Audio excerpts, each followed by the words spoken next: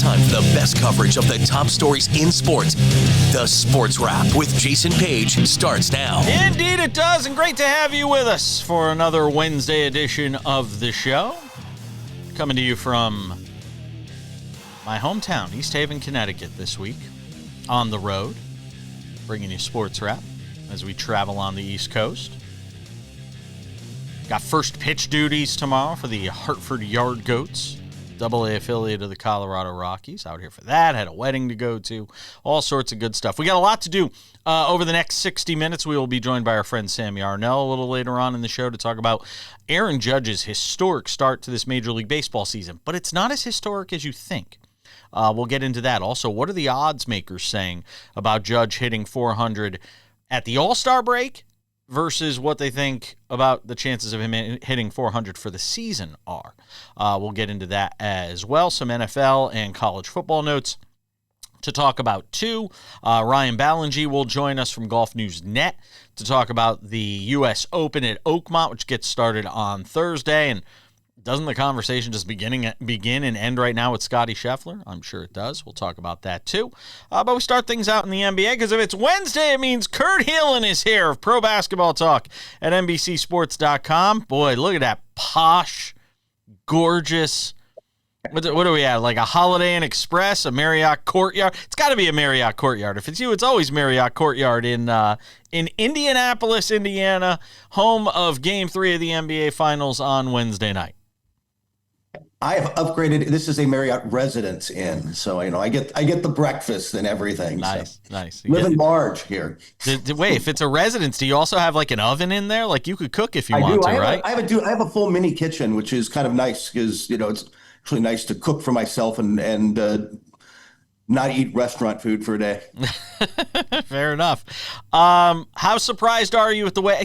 Look, I think it's deceiving, and I know we don't play games on, a composite total or anything like that. We don't play series that way, and it's going to say 1-1 between these two teams. But the reality is, it feels like for 7.5 quarters of this series, it's been all Thunder, and we're talking about a Thunder team that really has kind of thoroughly dominated this series despite the fact that it's 1-1. Yeah, I think my favorite stat or most telling stat out of the first two games is that the Thunder have led this series for 91 minutes and change, and the Pacers have led for less than 2. And that really tells the story. This has been a dominant series. They just couldn't close out game 1. And I think game 3 tells us a lot. The Thunder talked about it at practice yesterday. They know they're about to get the Pacers' best punch. This is going to be it. This is the game Indiana feels they're home. They're with their crowd. They're energized. They're going to want to get out and run. If they don't win this game, it makes game 4 must win. It puts a lot of pressure on them. I think today is going to be telling, but I think you're right. I think game 2 was more the norm for this series, and it's not just, by the way, Tyrese Halliburton's got to get going. Pacers have got to find a way to slow Shea. They've got to slow that offense down. Thunder offense was on fire in game 2. Yeah, it certainly was. Works better on my mic's on. It certainly was between, in what we saw in game 2. And Pascal Siakam, too. I mean, you're talking about the Eastern Conference Finals MVP, the 30-point performances. And Pascal Siakam's got to show up, too, here, Kurt. I think they're going to use him more. Look, he's one of the few guys on that team that really creates an isolation. They really get their offense out of the flow of the system for most of those guys, Nembhard and Nesmith. It's threes out of the system, and Halliburton is the conductor and orchestrator of that. He does have to be more aggressive. He does have to get downhill. They've got to get him the ball. Even if it's off pitches and stuff, they've got to get him flowing a little more. But at the end of the day, I do think they need more out of Siakam. The problem they run into is the problem they're running into with everything, which is, hey, you can put Alex Caruso on him. Well, yeah, he gives up 5 inches or whatever it is, but Caruso is a fierce defender. And Jalen Williams has gotten a lot of time, the majority of time on him. Somebody who can physically match up with Siakam and is a great defender. And it just comes back to the fact that there are so many quality defenders on the Thunder that they can hound you on the ball and still be completely solid off of it. Yeah. And look, I mean, say this, though. We saw the Thunder with their bounce-back performance in Game 2 we've seen Indiana be resilient in these same sorts of situations. I wouldn't be surprised if this is a 2 or a 3-point game, late stages of the fourth quarter, and we're talking about Indiana figuring out a way to steal another game here. This still feels like at this point it could wind up being a 6-game series. I absolutely think you're right. I think that this is, like I said, you're going to get their best punch today. You're going to get a really good Indianapolis effort or Indy effort, and they are good at winning these games close. They do believe in themselves at the end of games in a way that manifests that reality, frankly, for a better way of phrasing it. I think game 3 is critical for them, but I think they do have a legitimate shot. I think that they are going to be much better. And by the way, the Thunder they've laid some eggs in game 3 in the playoffs. Where do you put what we're seeing from Shai Gilgeous-Alexander in this postseason? All the 30-point performances, a huge number as far as that's concerned. Are we giving him enough credit? Because I know there's been so much about the free throw merchant stuff that's been made, but are we giving him enough credit for what he's done in this postseason? Because it feels like, despite winning MVP, it still feels like we're selling him short right now. Yeah, and I think game 2 was a masterclass of he had 30-plus points again, actually 4 less than game 1, but it was getting Chet Holmgren going for that little run in the first. It was getting J-Dub going and other guys going. Caruso got the guys off the bench going. His ability to set the table in a way that the Pacers need Halliburton to do was beautiful in game 2, and then that opens up stuff for him, and he's just also tough to stop. Yes. The herky-jerky motions, the foul drawing is there. He's also so good from the mid-range. He gets to the shot you're willing to give up and hits it. Yeah, the lost art of the mid-range. Who do you think wins tonight? I'm going to take the Thunder. I think that they unlock some stuff, and I think they're serious, but I'm with you. I think this is a game that's going to be tight late, and the Pacers will have a legitimate shot at. I think if they don't win this one, they've got to look. I think game 4 is going to be telling. Whoever wins tonight, the other team has to bounce back and win game 4. I think game 4 is going to be very telling in this series. Yeah, I think the Pacers. I think if the Pacers win tonight, we could be talking about a 7-game series. I would not be shocked in the least bit if somehow they stretch this thing out. And quite honestly, if they lose in 6 or 7 games, it is a remarkable achievement when you consider just how good this Thunder team is. Again, they've been sold short all year. They've won over 80 games. They won 68 during the regular season. We got more to do with Kurt Helin on the other side. I got some more NBA topics to get to, and we'll get to them next on this Wednesday edition of Sports Wrap.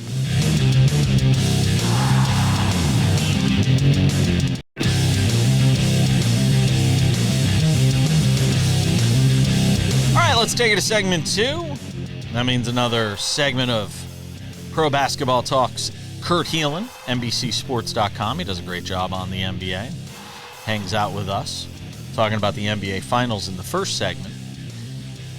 Now we'll get into some other NBA news, which basically means what's going on with the Knicks coaching search, Kurt? Because everybody seems to be saying, no, you cannot talk to our head coach. You cannot talk to Jason Kidd. You cannot talk to Ime Udoka. Does the cone start to narrow more and more to Michael Malone? I mean, does Budenholzer get a call? Where are we with this as it relates to the Knicks? It's one of the NBA commandments, Jason. Thou shalt not covet thy neighbor's coach. And it's too late. No, you left out Minnesota, by the way. They were rejected on Wednesday by the Knicks, despite some flirtation and some level of flirtation with Jason Kidd and maybe some level of mutual interest that didn't get anywhere. They got nowhere with Chris Finch in Minnesota or Ime Udoka in Houston. And now they're back to sort of square one, except with just some more names eliminated. You're back to, hey, is it Mike Malone? Do you go with another former coach from somewhere that has some experience? They want an experienced head coach. They don't want to go with a first-time guy, which would rule out Johnny Bryant. If you're not going to do Johnny Bryant, who I know a lot of Knicks fans like, and I think could be a really good coach, but I get the, hey, we just fired Tibbs for a first-time guy is a huge risk and probably doesn't play well, then I don't know where you go. There's not a lot of market left out there. Are there college guys in the mix? I've mentioned Dan Hurley. I mean, so really, this is where we are right now? Like, didn't they? Wait a second. You telling me the New York Knicks decided to fire Tom Thibodeau with no idea in mind who they were going to get to replace him? That just doesn't sound like something the Knicks under James Dolan would do. Yeah, exactly. And it is the cardinal sin. It is, if you're going to fire a successful coach, you better have a very good plan B. You better, if you're going to get rid of JB Bickerstaff, you better have your Kenny Atkinson waiting. If you're going to fire Mark Jackson, you better have your Steve Kerr. And it doesn't always work out, but at least have a plan. They didn't. They fired him without this plan, thinking people were going to flock to the chance to coach them. Jay Wright said no. I'll tell you, Dan Hurley, I'm not sure however serious that really was. I think Hurley would be into it. I think there are serious questions in NBA circles whether his coaching style would translate at the next level. Could level. it get there eventually? If the pool whittles down, are they going to talk to Stan Van Gundy at this point? I mean, like, what? Where are they going here? I mean, is it going to be Michael Malone by default? It might be.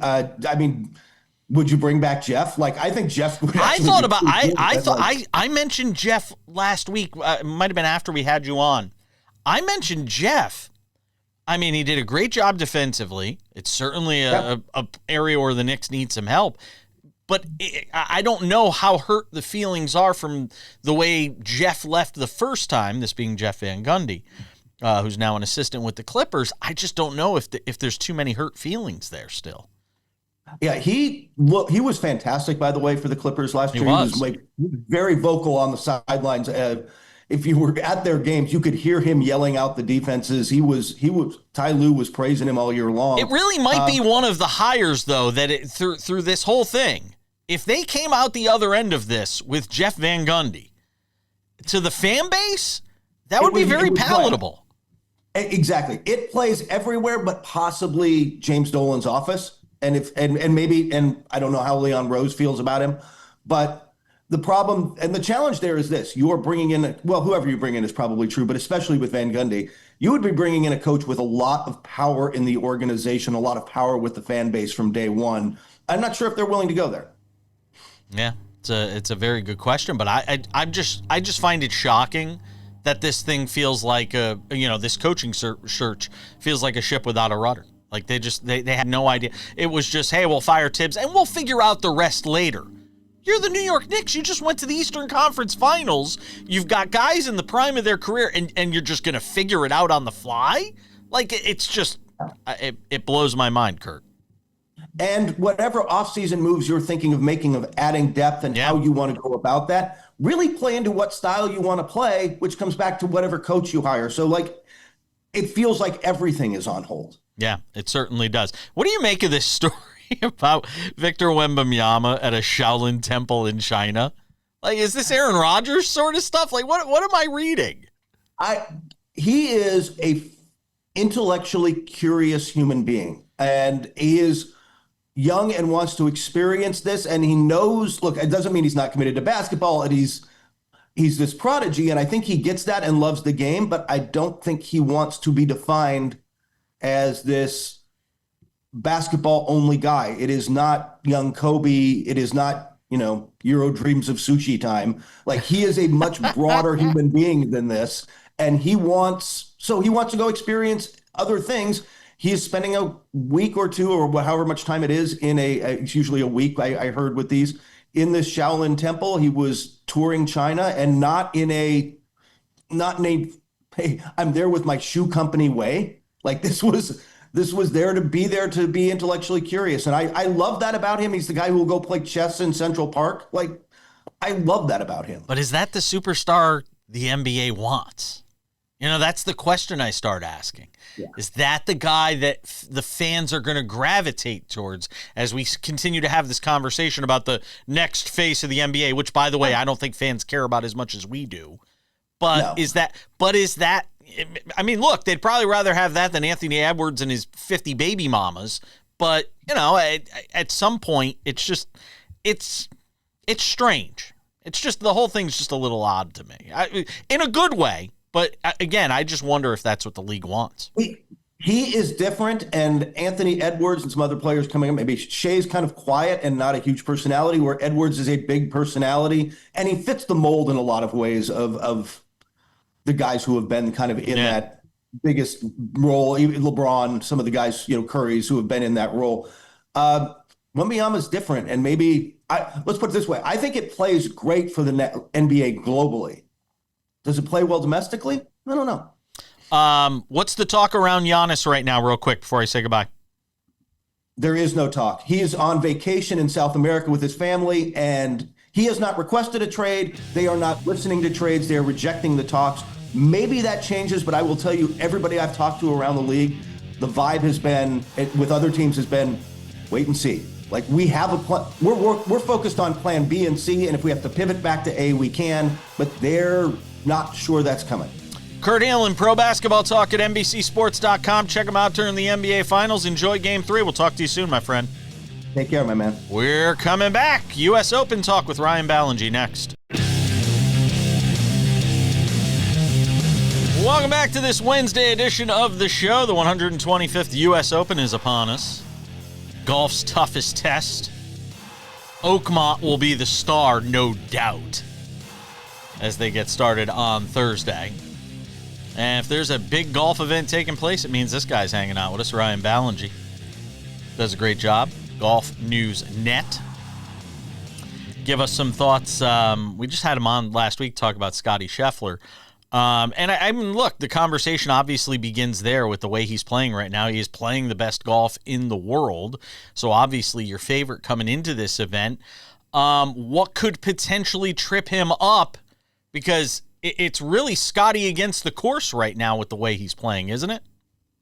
I mean, he's a plus 275 favorite to win this week. We haven't seen major championship odds like that since the Tiger days in 2009. I mean, this doesn't happen. It isn't usually thought of like this, that it's kind of a, in golf terms, foregone conclusion that if Scottie Scheffler doesn't mess up, he wins the U.S. Open. That's pretty amazing. That said, Oakmont is a landmine every single hole.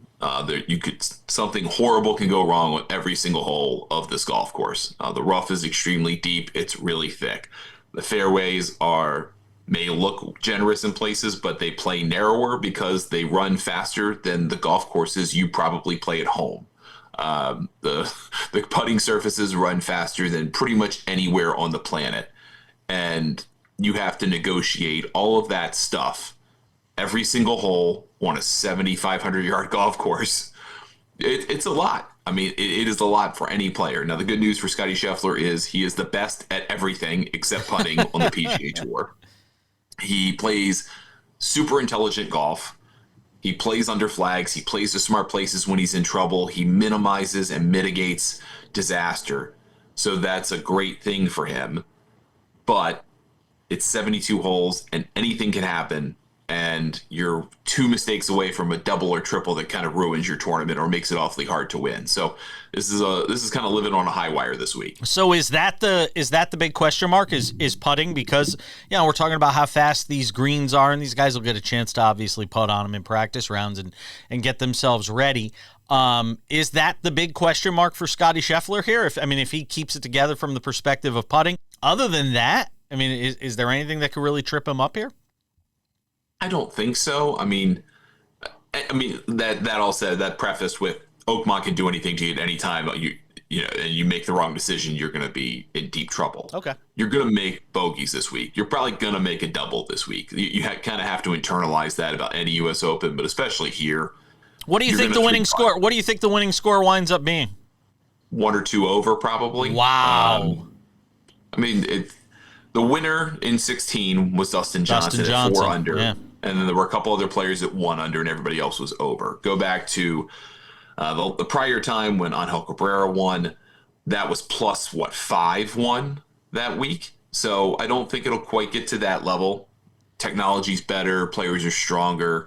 But I don't think it'll quite be 2016 either. I think this is going to be kind of a revenge U.S. Open in that the last 2 scores to win were -10 and -6. I don't think the USGA wants that on the reg, maybe closer to -6, but when Oakmont hosts, they want carnage. They don't want their course to be beaten, so to speak, in their eyes. So they want this thing to be extremely tough. Do you think Tiger Woods' assessment is correct? This course favors the long hitters and the guys with the, that play the short irons well. I mean, is that a fair assessment? I think it's just a fair assessment of the U.S. Open. I mean, if you look at the last kind of, let's just say 10, 15 champions, and you look at their driving distance rank on the PGA Tour at the time, or LIV in the case of Bryson DeChambeau, if you look at their ranking at the time, it's in the top 15. The only exception is Matt Fitzpatrick, who won the Country Club, which is a little bit more of a finesse course. But even then, he's still not a short knocker. You gotta get the ball out there. Like, if you're gonna miss fairways, and everyone's gonna miss them, you'd rather have a wedge in your hand and get a chance to the green than have a wedge in your hand and still leave another wedge from the fairway. All right, let's talk about some of the other guys here in the final few minutes. Obviously, Rory is struggling coming into this thing. We saw him win the Masters, and ever since, it's been basically a train wreck for him. He admitted, I think, shooting an 81, in a practice round. Is there anything that should lead us to believe that Oakmont is the thing to fix Rory McIlroy, or is this going to be a bloodbath for him? The driver is a big pain for him. I mean, he said in his news conference on Tuesday that he feels like he's in a better place with the one he has now. He's played a couple practice rounds with it. Who knows? Who knows what shows up? That's going to be trouble if he can't get off the tee. That's his best facet of his game. If he can't get off the tee, he's in deep trouble. That said, he's been the runner-up here in the U.S. Open the last 2 years, so he knows how to play U.S. Open-style golf on a more scoreable version of the U.S. Open. This is not going to be that, I don't think. So that might be a struggle for him. Bryson DeChambeau, he's obviously been in the mix here, playing. He's played good golf, obviously, in the majors. Give me a sense for where Bryson's game is coming into this U.S. Open and what the mad scientist can do. I think he's tailor-made for this championship. I mean, we just talked about having to have kind of the brute force to be able to win. That's what he did in 2020 when he won at Winged Foot. He said this is a harder test. At Winged Foot, you can kind of just mash it out there and with his strength kind of force up a short iron and run it up to the green. You can't do that as much here. So it's going to be a little bit more difficult in that regard. I think the challenge for him is a third or a fourth round where he seems to kind of take a little dip in scoring and performance for whatever reason, and that's not uncommon. But he needs to hold it together for more of 4 rounds than he does if he's going to win this thing again. 7-1 odds, by the way, on Bryson DeChambeau. John Rahm, played well up until the basically the back 9 at the PGA Championship. Give me some thoughts on Rahm coming into this. He's going at 12-1 right now on FanDuel. I'm willing to overlook what happened at Quail Hollow because he was going for the win. What happened on the final 3 holes was a result of not cashing in on 14 and 15 at Quail Hollow. He was going for broke. I totally understand what happened there. He just didn't take advantage of those opportunities he created for himself. He's a major caliber winner. He can win a third major here. I didn't see a whole lot that I loved from him at the last LIV Golf event in Northern Virginia. So maybe you take a pause there, but he's been in the top 10 of every single LIV event this year and every single LIV individual event he's ever played. I've got 30 seconds. Give me a winner and give me a potential surprise.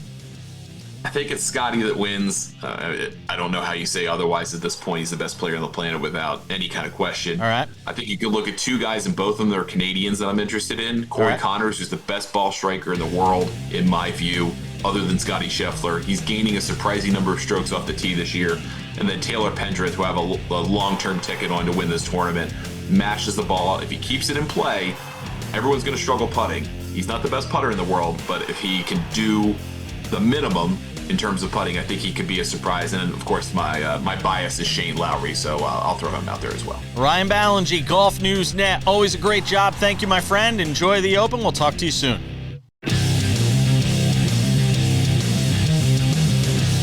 We welcome you back to this Wednesday edition of the show. Coming up in 10 minutes, some NFL news you can use, some football news you can use. Aaron Rodgers spoke. So, of course, cameras were all recording. Talk a little bit about what he had to say out at Steelers camp yesterday as he joined his Steelers teammates. Broadcasting remotely this week, today in Connecticut, in East Haven, Connecticut, my old childhood home, as you can see behind me. Sam Yarnell joins us for the first time on the show today. And Sam, Aaron Judge just keeps on keeping on.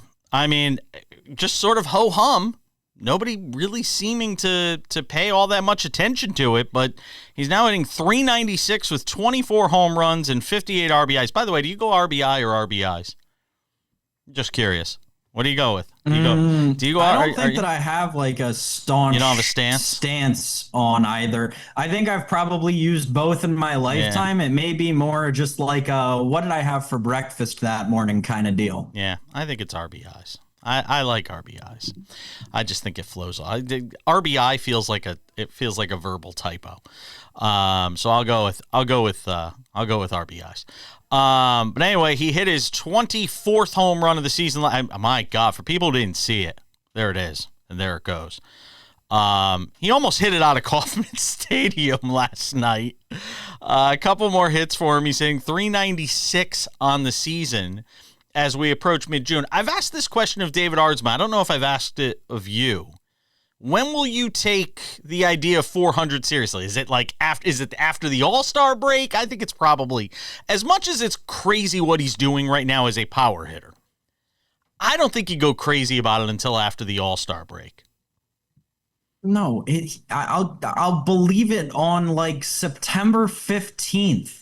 It's baseball, Jason. You and I, it's actually really funny that you mentioned that part of it, because for whatever reason, the stars must have aligned.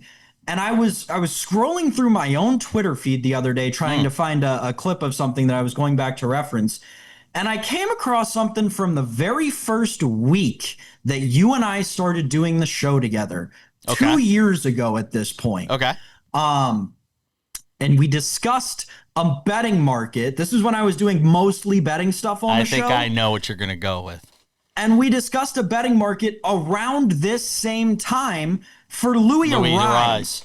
A contact hitter, a guy who always puts up an insane average. Yeah. He was hitting even higher than Aaron Judge's right now. I think his average was like 407 or 411. I referenced it in the segment. And the market was whether or not he'll be hitting 400 at the All-Star break. Now, again, this is Louis Arise, one of, if not the best contact bat-to-ball, ball-in-play hitters in baseball. No one's going to deny that. And the number on him, just to have a 400 average at the All-Star break at the time, was like 5 or 7 to 1, and we were talking about how it was a bad bet. It's the natural progression of baseball, Jason. We see these things happen once every couple of years. In Judge's case, I mean, we're talking really historical term, right? We're talking about a decade since we saw someone have numbers even reminiscent of this to start a season.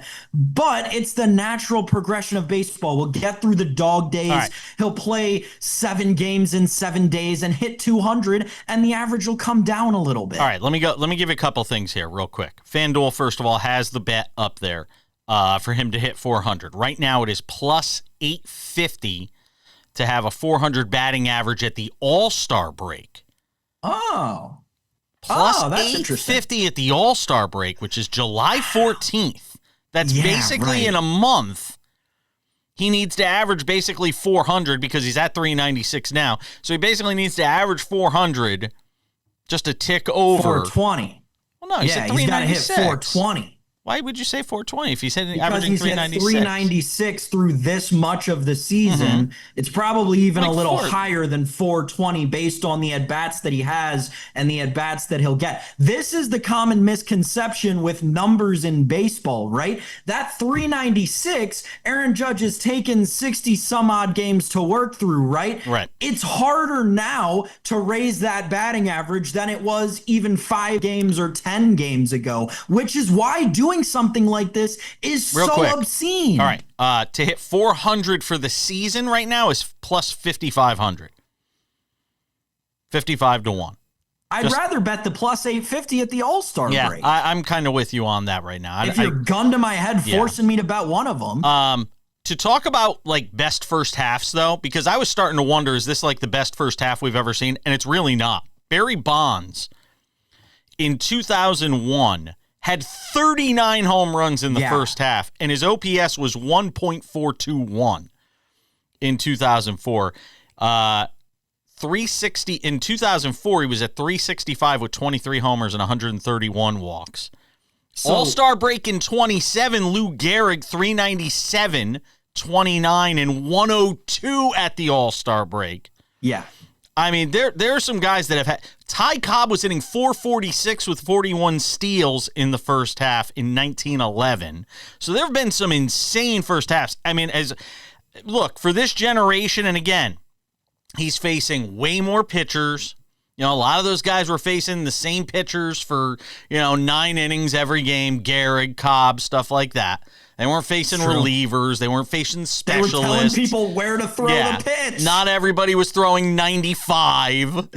It's a different animal, but it does lend you some perspective that as great as this Judge first half is so far, it isn't the greatest, Sam. It's so funny that you mentioned this, Jason. I was having this exact discussion with some baseball researchers last night, and you're right. But it has been a fun first half, and he's not doing it with a ton of help in that lineup, other than maybe Paul Goldschmidt. We're coming back. Some football news you can use next on Sports Wrap.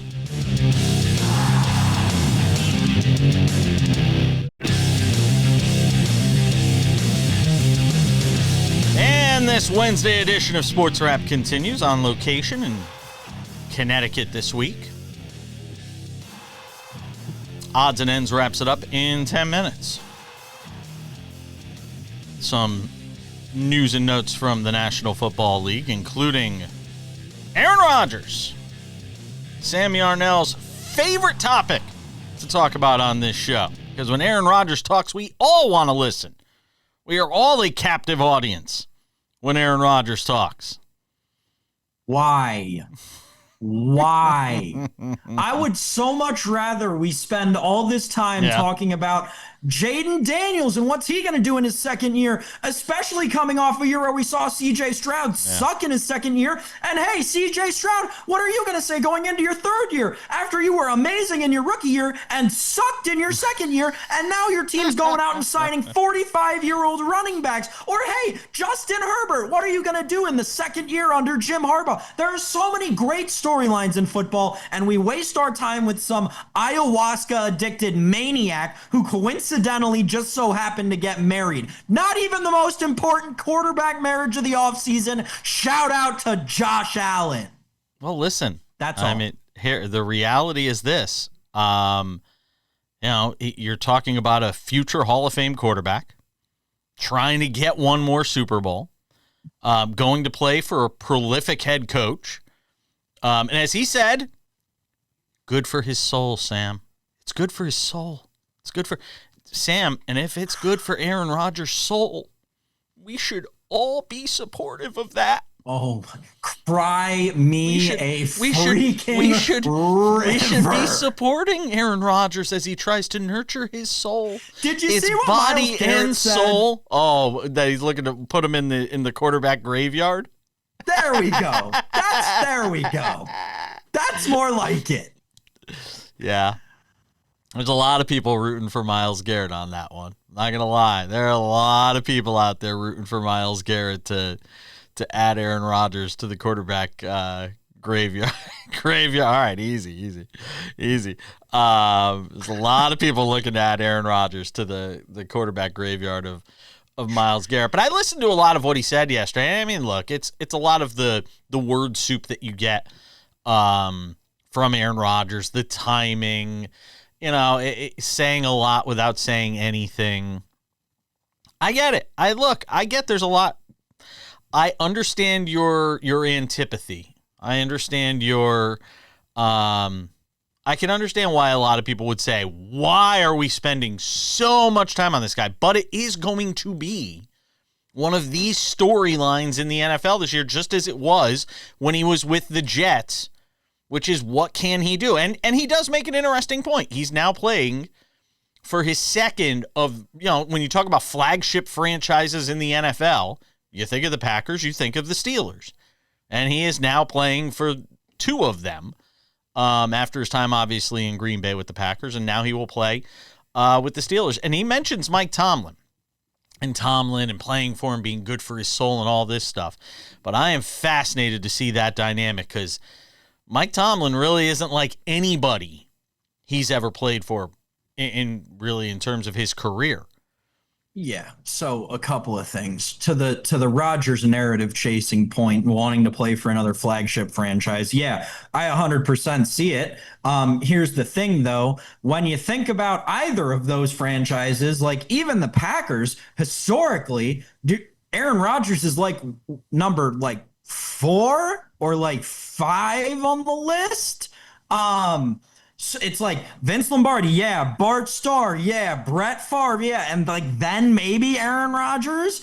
And then the Steelers, like, we don't even need to go down that road because there are approximately a bazillion more historical things about the Steelers than Aaron freaking Rodgers.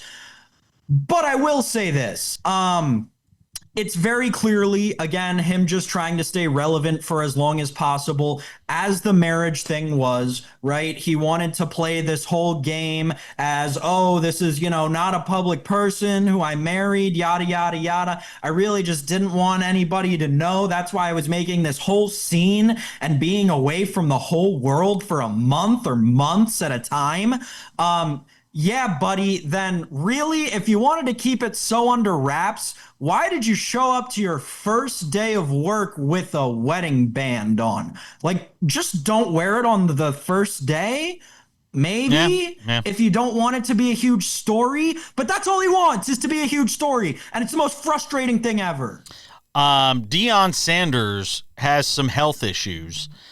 He is not in Boulder right now. He's in Texas recuperating. He put out a post. Wow, I am truly blessed for the abundance of well wishes, for all the thoughts, for all the prayers. Thank you, thank you, thank you. I can assure you everything is okay and will continue to be. God got me like no other. I have so much more work to do to glorify God, so please believe God got me. I'm excited to get back to Colorado to be at home with my staff, team, and all associated with our program. When we arrive back to Boulder, you will be updated on everything. Curious. And hopefully he's doing all right. No matter what you think of Deion / Coach Prime, whatever you want to call him, you certainly don't wish ill on him. But at the same time, you do have to wonder, this is a guy that's had numerous health issues. He lost 2 of his toes. He's had, the blood clots in his legs and all of that stuff. You have to wonder if he is long for this profession. Well, and Jason, I'm not like the first thing that came to my mind when I was reading this story is, my gosh, the guy just had a son playing under him for 4 years who was projected to be a first-round talent basically that entire time. How long was he just coaching and just putting this to the side? It made me concerned for Deion, and we wish him all the best. Yeah, we do. And we'll see what kind of update we get on Deion Sanders when he does get back to Boulder. All right, we're coming back. Odds and ends to wrap things up in just a couple of minutes. Don't you go anywhere. Lots more Sports Wrap on this Wednesday.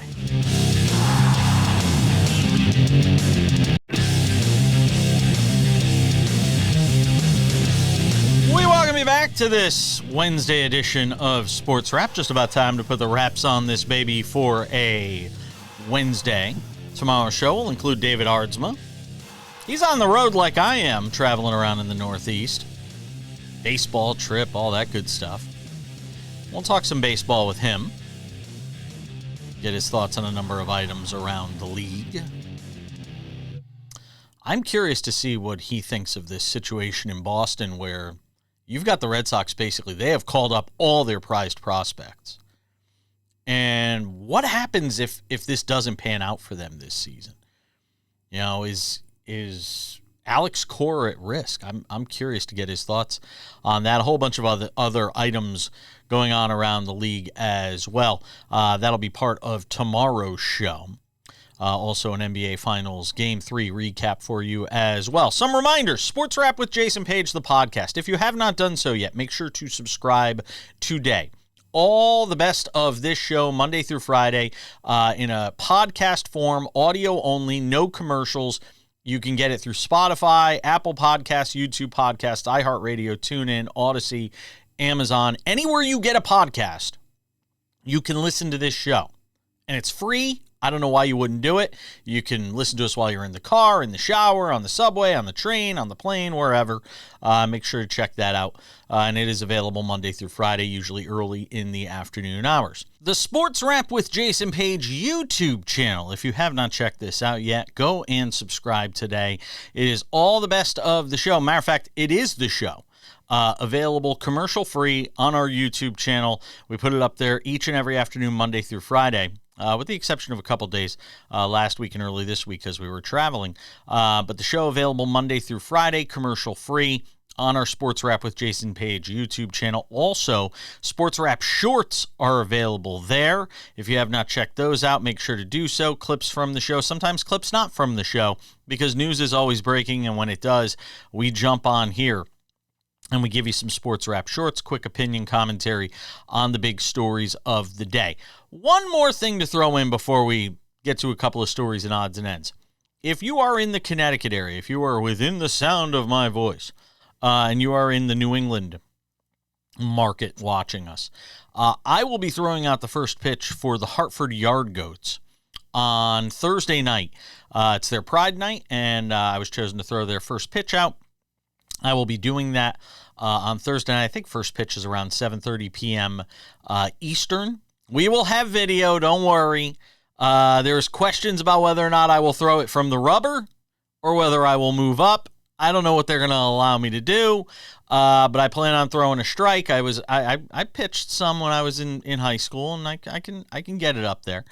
I promise it will not be a Stephen A. Smith first pitch. I promise it will not be a 50 Curtis Jackson sent first pitch. It will not be a Jordan Love first pitch. We will throw the ball and try to give it our best at the Hartford Yard Goats Pride Night on Thursday. They are the AA affiliate of the Colorado Rockies. If you're watching us on WWAX, that is our Connecticut affiliate. If you're watching us there, head out to the game on Thursday night. Hope to see all of you there. All right, without any further delay, ladies and gentlemen, time for some odds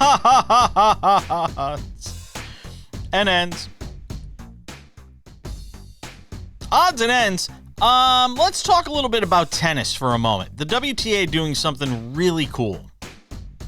And look, this is sports catching up with the times. I mean, how many people do you know in your private life, in your everyday life, that have to take a break from work because they're trying to have a child or because they just had a child? Well, women's tennis stars will have their world rankings protected now during fertility treatments. The WTA Tour making that announcement. Players ranked inside the world's top 750 who miss at least 10 weeks of competitive tennis will now be eligible to receive a special entry ranking. The story over on the Athletic, James Hansen wrote it. Writing the same designation the Women's Tennis Association and the governing body uses for players returning from long-term injury or pregnancy.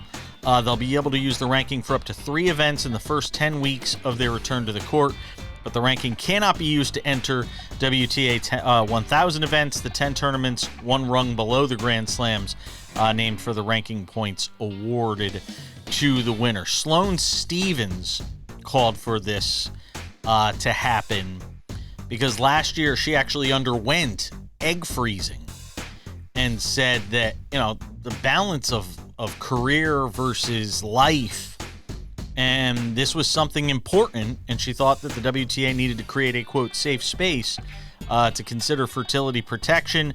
They have done that. Hats off to the WTA. A fantastic move by them, and certainly a progressive move that I think aligns with the times. One note from hockey as we continue to follow the Stanley Cup final. The Rangers and Ducks working on a deal to send Chris Kreider from the Rangers to Anaheim. That, according to ESPN, the deal is reportedly in the advanced stages. We'll wait and see what happens with that.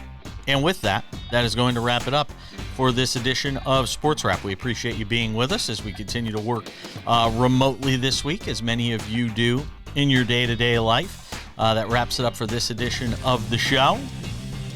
Appreciate you hanging out. Busy show today. Sam Yarnell was with us. Ryan Ballengee, of course, Golf News Net.